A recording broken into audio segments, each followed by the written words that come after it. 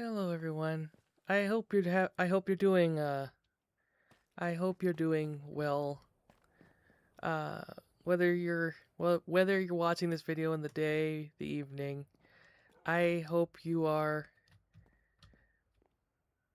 doing well. Your day or your evening is going well. This is I'm just going to be in this video, I'm just going to be talking about movies basically. And more particularly, movie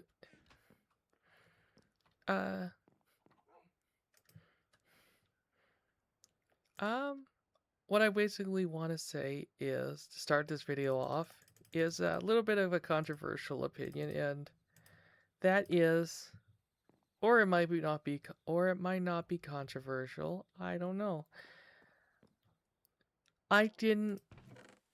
I personally didn't think the Emoji Movie was bad. Okay, I personally liked the Emoji Movie. I know I'm probably very much in the minority when it comes to that. When it comes to that, um, that thought I know a lot of people did not like the Emoji Movie. I personally didn't think it was that bad. I thought, but let me explain. Just, I just let me explain why I didn't think it was that bad. Why I personally liked it. I thought I thought the idea was creative. I thought the idea for an a movie involving emojis on a phone. I thought that was in concept that that was a good idea because I think it's a as a concept for a movie. I think that's a very good concept. But I'm not gonna lie and say that they couldn't have done. I'm not gonna sit here and preach to you that it was like a fantastic movie. I think I do think it could have been. I do think the Emoji Movie could have been executed better. Uh, it did kind of at times feel like kind of like just one giant, kind of like one giant ad for a lot of the apps that are typically on a phone. Like you had like Facebook, you had like YouTube, you had Dropbox, um, you had Just Dance, and you even had WeChat, a which is a I believe is a correct me if I'm wrong, but I believe that is a Chinese app, and I think the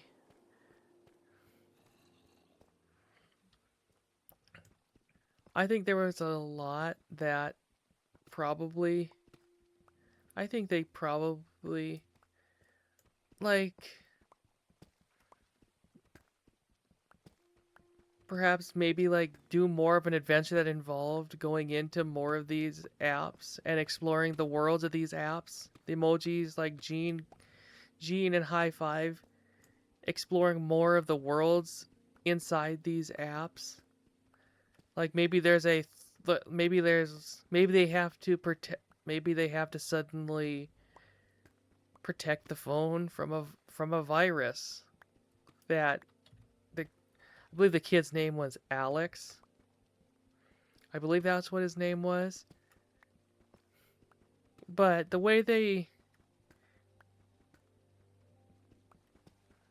but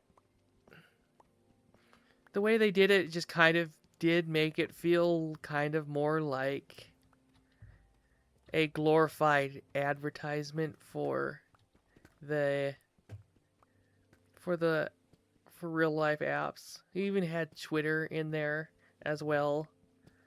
Um, but and then they kind of shoehorned something. They kind of just shoehorned in there as well. They kind of shoehorned in there as well was um, the character Jailbreak, uh, being a bit of a girl boss, which I'm fine with that. Uh, I'm fine with strong female characters. I do think it kind of was a little bit selfish of Jean to think that Jailbreak would just abandon her own plans to be with him just to stay on the phone and abandon her plans. Although that is inevitably what she did, it's like, well. But then they had her say the line of, the lines going along the lines, it was like, men are always trying to take credit for women's ideas, or something along those lines. And I really don't think that line was necessary. We kind of could see who Jailbreak was. We could see that she was a strong, independent. I don't know, would you call her a woman? She's an emoji. Strong, independent woman. We already could see that. We didn't really need her saying that line to show us that she was independent and free-willed. We didn't need that. And I think overall that's something that the movie industry doesn't, in a lot of ways, in a lot of movies, just they don't tend to be exceptionally good with doing movies with messages. They tend to be, I don't know, what's the word? Like, what do you want to call it? Overly preachy? They make the message like the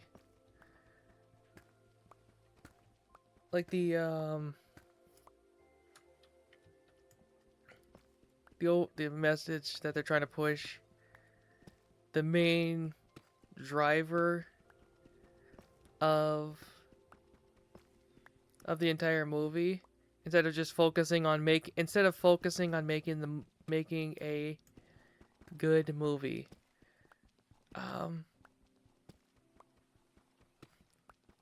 Which I think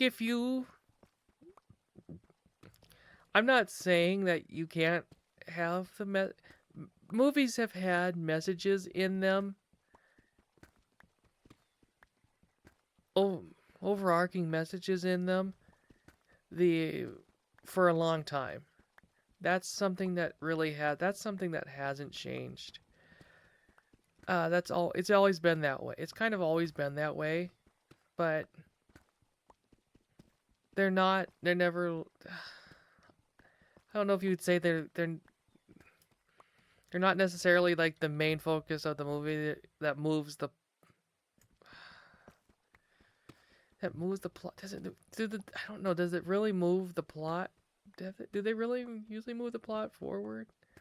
I think they act kind of like supplementary to the plot, and they don't overly preach what the message is. It's kind of up to you, the audience, to discover what the message is without the movie really having to tell you. And I think that's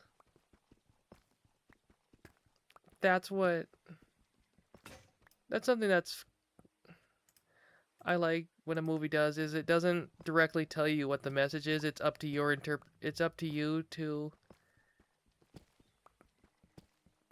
um kind of figure out what message they're trying to put. They're trying to they're trying to tell you instead of them like basically directly telling you. Um but on that note, but on that note, um there are movies that do a really good job of that. I think a movie that Disney did a really good job with that was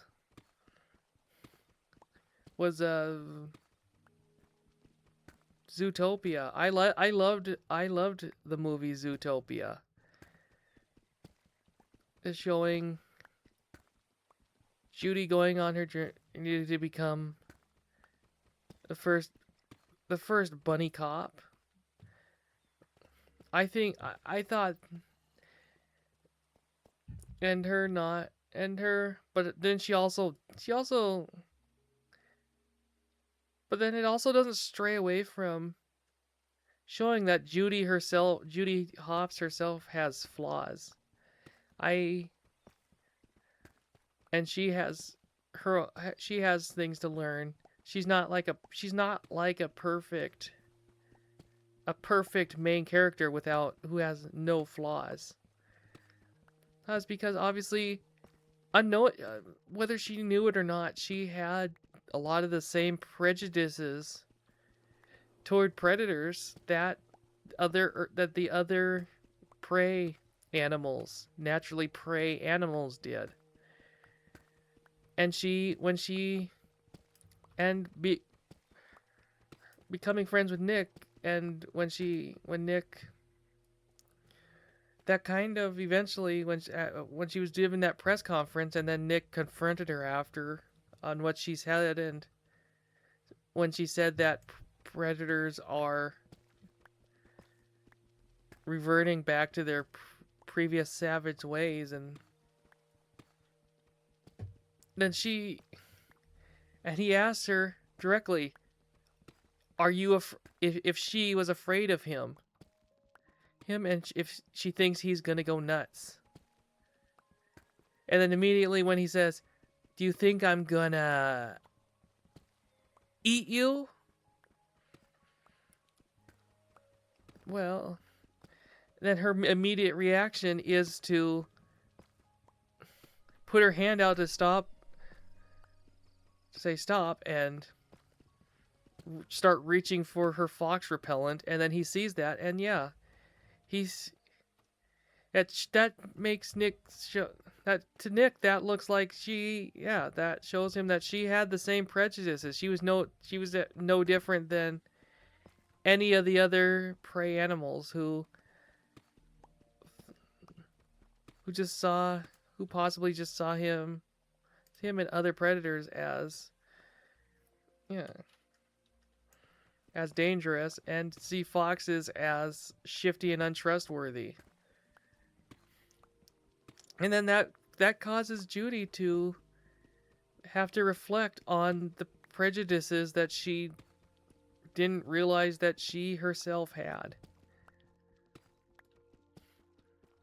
But they do it in a and I think it's a good representation of how how a lot of people how a lot of people in real life might have some prejudice, might think that they don't have any prejudices, but in reality they probably do. They probably do and just don't realize it. And as soon as they do,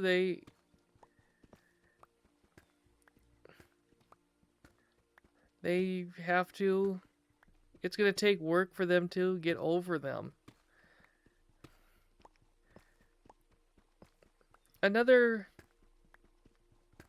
There's another movie that I watched. It's it's on the it's an anime called Words Bubble Up Like Soda Pop. I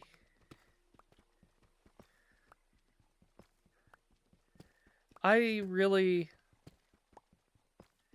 I really liked that movie. I would call it a movie because it wasn't like a series. It was like a short film, I'd say. And you just have you have two people, main girl and main guy. I can't remember their. I know the girl's name was I believe was went by the name Smiler, Smiley, Smile, and she was a media influencer, and then the guy was a soft-spoken guy who always like would wear his headphones because they made him feel safe. He and he and his and he loved writing haikus. And I was able to relate with the guy because I myself as an autistic adult, um, as an autistic person, I I do also have my a set of noise canceling headphones for when I'm out in public and it's too gets to be too loud for me. And I have and I would say that his haikus would be his special interest, just like people on the autism spectrum have their special interests. I definitely do. One of my special interests is trains. I like trains. Trains. I also love art. That's part of why I like Minecraft because Minecraft allows me to be creative. But they managed to, in words bubble up like soda pop. They managed to basically kind of have like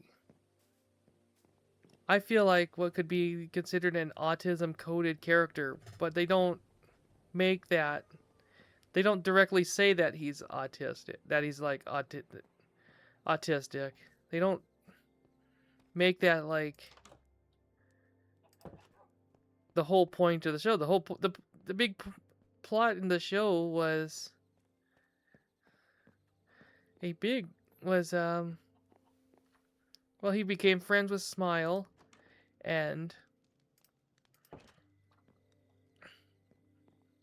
they were helping an old man. I can't remember what they were gosh, my mind's blanking. I can't remember what they were helping him with. I can't remember what they were helping him with. I've this is why it's hard to do videos unscripted because you blank on a lot of things. But he eventually gets past like his fear of speaking in front of a crowd and stuff at the end, and he literally says haiku for Smile right on stage.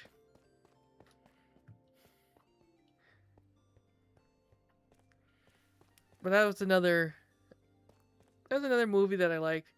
One that I watched recently this was another anime. It was Beastars, and the I can give this one was I watched this one more recently. Um,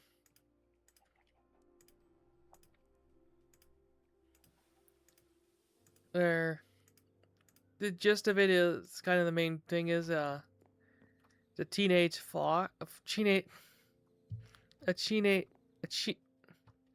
a teenage wolf um ends up falling in love with a rabbit. And he is fighting and working to try and get over his hunting instincts, his his instincts to eat meat in order to be with her, in order to be with the dwarf rabbit. The wolf's name is Legoshi, and the rabbit's name is Haru. And it's just like, I'm gonna say this. I'm just gonna say this right now. I didn't I craft.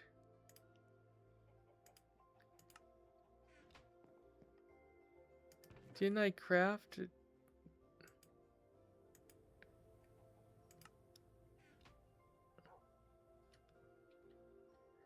Oh, I made 2 axes instead of 2 pickaxes. Where was I? But I would consider I would very much consider Legoshi an autism coded character. And I say I call these characters autism coded because they're not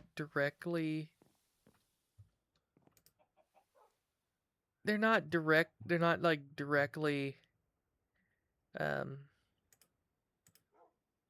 stated to be autistic in the actual movies, but the way they behave and present themselves very much hints that they are autistic coded characters. And I do like when they have characters that are autism coded, but they don't but they don't directly say that they're autistic, because then it doesn't become like a big part. You know, that's not the then that's the then that becomes, because otherwise I feel like if you just openly say that the character is autistic, then I feel like that kind of becomes the that the whole that character's whole identity, I guess. I hope I'm wording that correctly.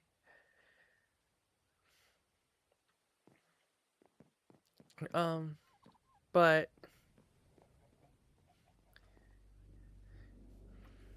I do. But anyway, I digress. Look, so if you ignore all of like the lewd stuff within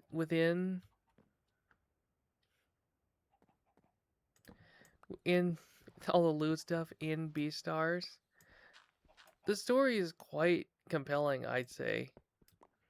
It it's like it's like your classic teenage love story. It's like a classic love story, teenage high school love story between two completely different characters.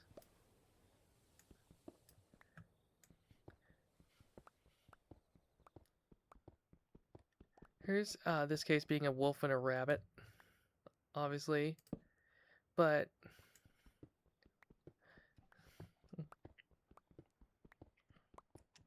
I've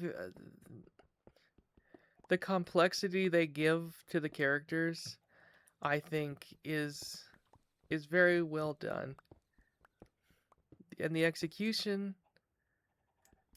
I think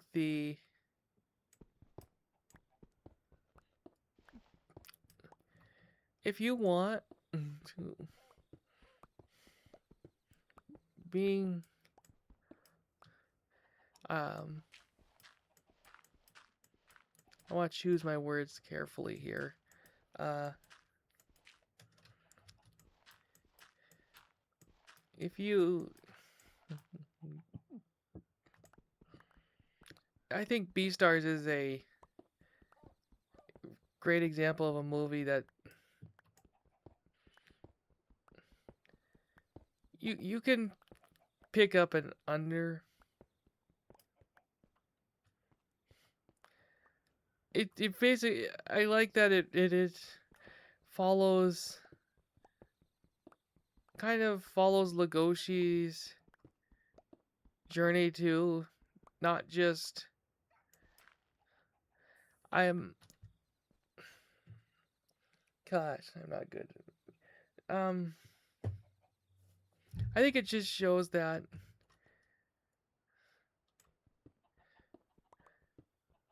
something with with the Legoshi's character is he's basically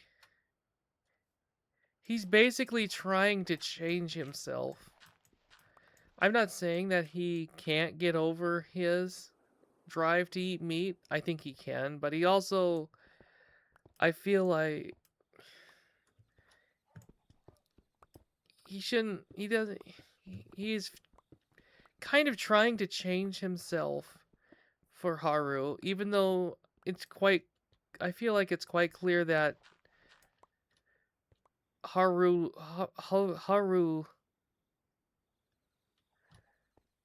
likes him for who he is. And he doesn't have to change for her. She doesn't want him to change for her. You have. I also think Haru is also autism coded, but but in a different way. Where Legoshi has a hard time. Where Legoshi tends to have a hard time, like standing up for himself a lot of times. Haru tends to not have that hard of a time. But then she also has her special interest, which is gardening. And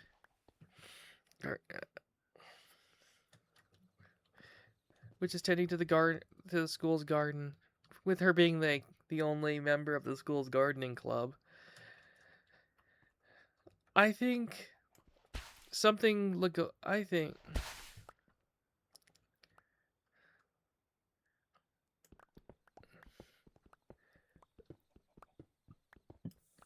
Legoshi, yeah, I think Legoshi, I think I do hope that they do another episode for Beastars, because I do want to see Legoshi and Haru's story continue, and I do want to see them eventually get together. I do think they will, and if they do another episode, I do think Haru and Legoshi will end up getting together. But I think they both do have some growth to do as well. But not yet. I think I like this slow burn. As you call it, the slow burn. Um Love stories. I obviously don't think you should have two characters getting together like really insanely fast, because then the relationship just feels like it came too fast, and it kind of just feels forced. You don't give them their relationship time to grow and develop. And I do think it seems like they are doing that with Beastars, which I do like. Now I am going to say something that might be a little controversial about Zootopia. I don't know if I want Nick and Judy to get to like actually become a romantic. I don't know if I would want them to become a romantic couple. I don't. I think a little bit of shipping between two characters that are friends is okay. That's fine. I don't see anything wrong with that, but I don't also characters can just be friends. Characters can in fact just be friends. A female and a male character don't have to date each other. They can just be really good friends. They can just be really good friends. And I think part of me would love to see would kind of it I'm a little bit conflicted cuz part of me wants to see Nick and Judy eventually get together, but then another part of me would also just love for them to stay friends. I kind of could go either way, but I am kind of leaning toward would kind of lean toward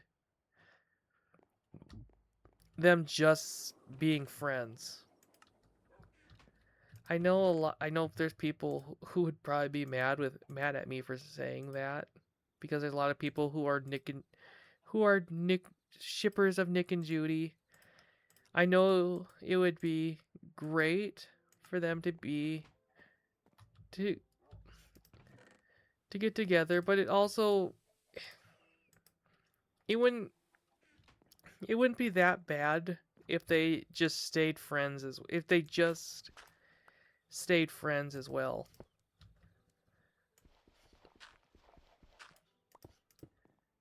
I just I don't want a movie to I don't want a franchise to fall into like the uh trap of guys and girls can't just be friends. Hence, because they absolutely can. A guy and a girl can just be friends. They can just be friends with no romantic feelings between the two. It's it's it's really not that big a deal. I feel like maybe I'm way off by saying that, but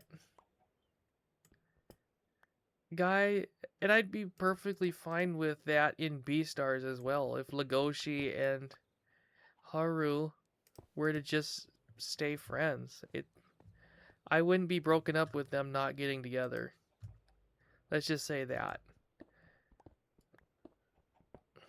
I I just don't want a relationship between two characters to feel forced, or just doing something for just putting two characters in a relationship for the fans. For some group of the fan of the fan of fan of the fans of a show or a movie or a franchise or whatever. I want a relationship between two characters to make sense. It's if I hope I do hope I'm making sense. I think the way I see it, I think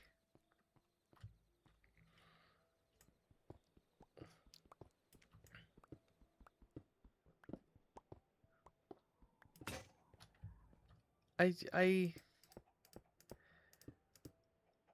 I think studios just need to get back to focusing on making compelling, unique stories, basically, instead of trying to milk their existing franchises for all they're worth. Because I think, because that just kills a lot of creativity, I think.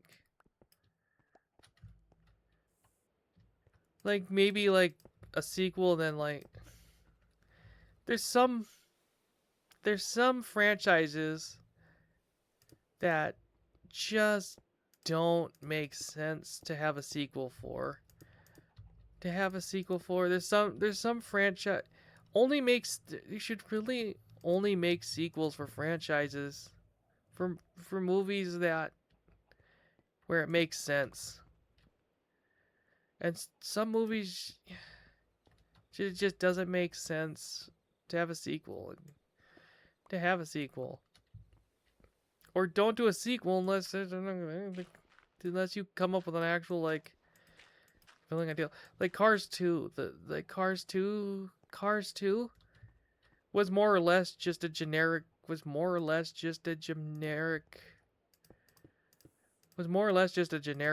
spy movie that just happened to take place in the Cars universe, in the world of Cars, in the world of Cars. That's basically what the Cars 2 was. They they really should have just like focused on like Lightning's journey in the Grand Prix instead of I really don't think there were enough people I really don't think people liked Mater enough to warrant him being like the main character of a Cars movie. I don't think I don't I do think people liked Mater. I'm not but I don't think people liked him enough to where they would feel like there should be a whole sequel movie for Cars devote where he's the main character, where he's basically the main character. I don't, yeah. Because at the end of the day, the Cars franchise is about racing. The original Cars movies were about Lightning McQueen's racing journey. And Cars 2 focusing on Mater becoming a spy was basically, it was kind of, seemed a little bit out of nowhere, out of place.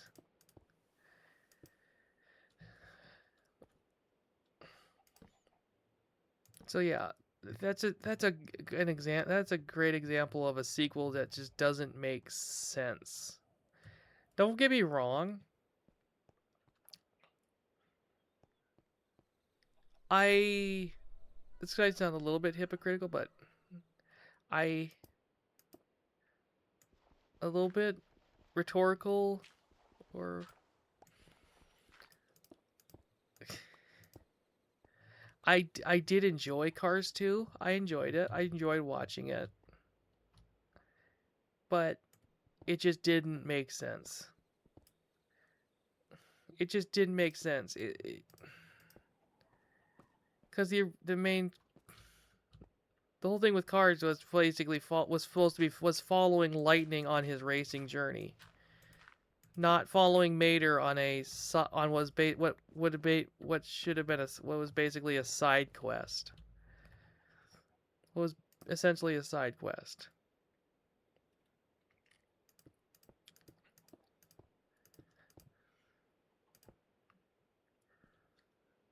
Just if I have anything left to say about that, it's don't make sequels that don't make sense, basically.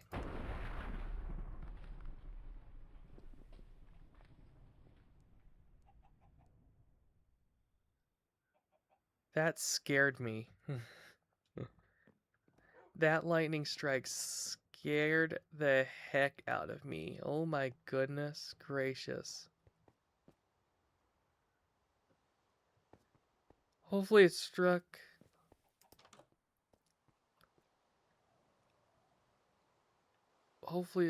the lightning rods and not something that's where it's gonna burn everything down. Because I do have fire spread on.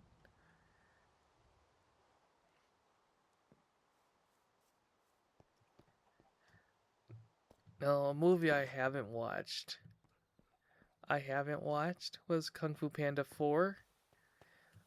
But I did see the trailers for it and it just did not appeal to me. Kung Fu Panda 4 was clearly just a blatant cat was clearly just a blatant. I feel like was just a blatant cash grab. Milk. They were just basically trying to milk the franchise, the Kung Fu Panda franchise, for all it's worth, and obviously it did not pay off. It was. It clearly did not pay off. People did. I've seen that people did not like it at all. Did not like it.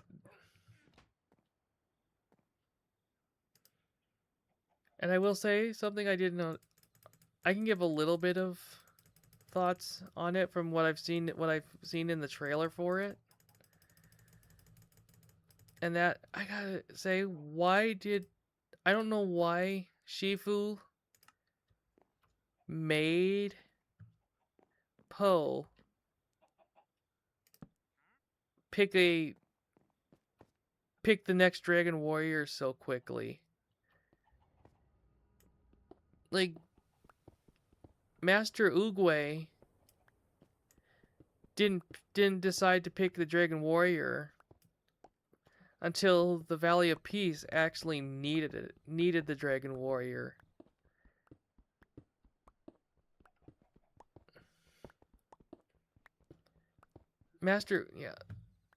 The whole reason why Master Oogway finally picked a Dragon Warrior was because the Valley of Peace needed a protector, because Tai Lung,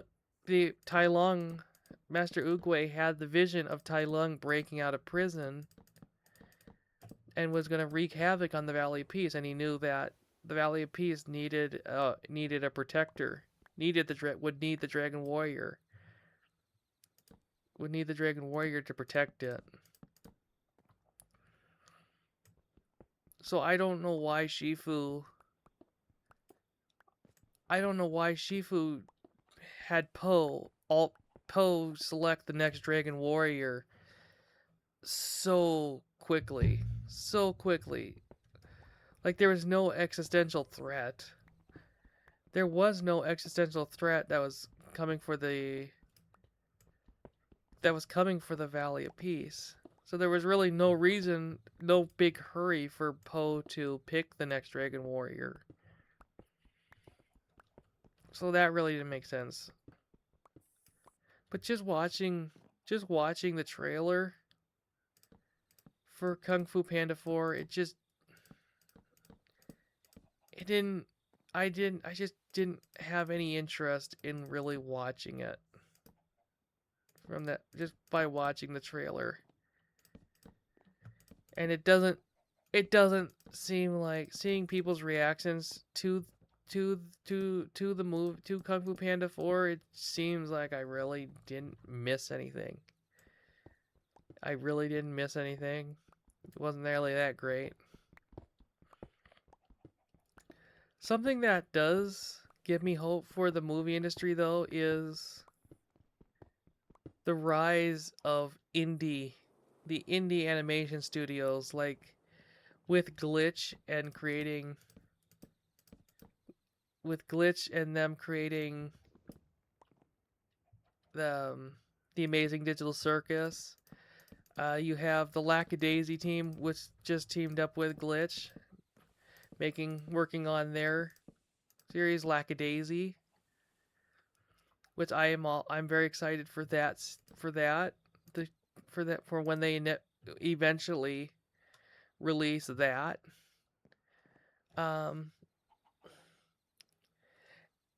And my big hope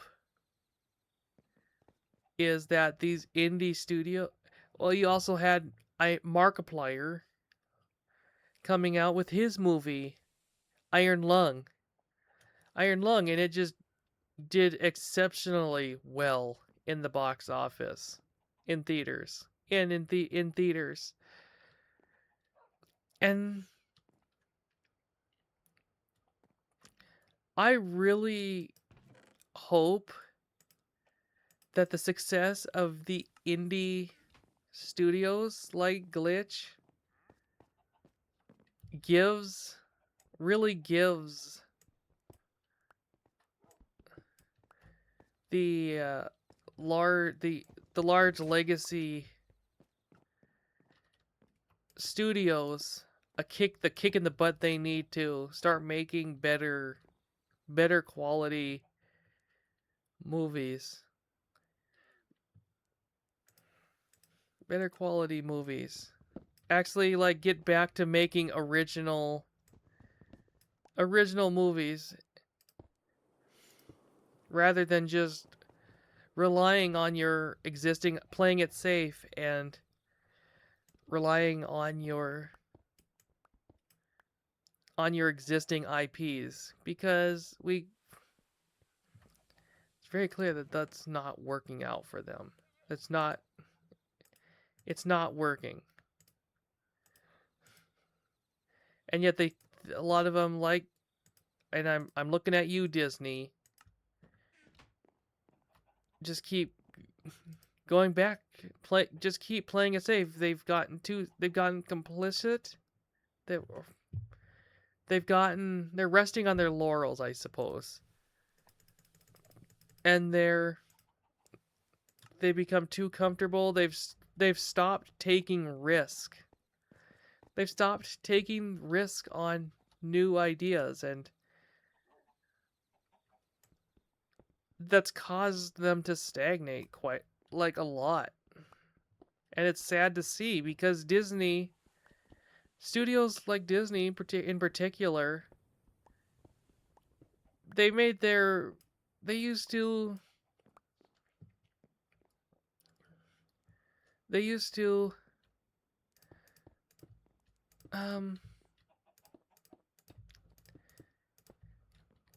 create they used to spread the Disney magic, for for all to all ages, and they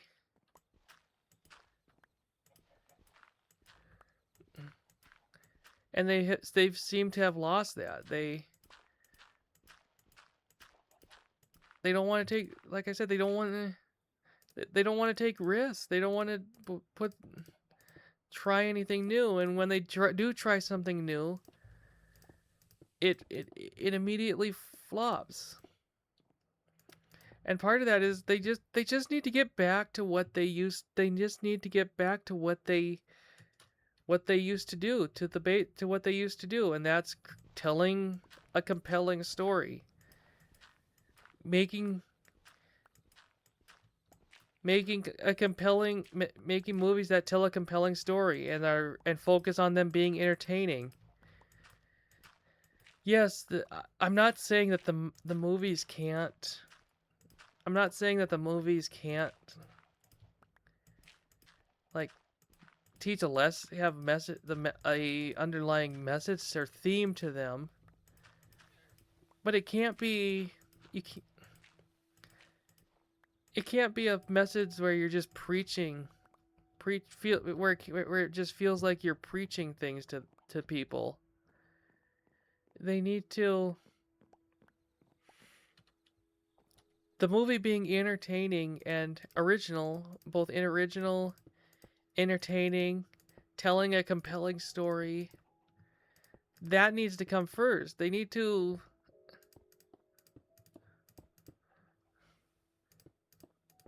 I really I want Disney to I really do want Disney to rekindle the Disney magic that so many generations of people have grown up with. Making original, taking risk, making original movies that people of all ages can enjoy. That both people's kids and their parents, that kids and their parents and both their kids and their parents can enjoy,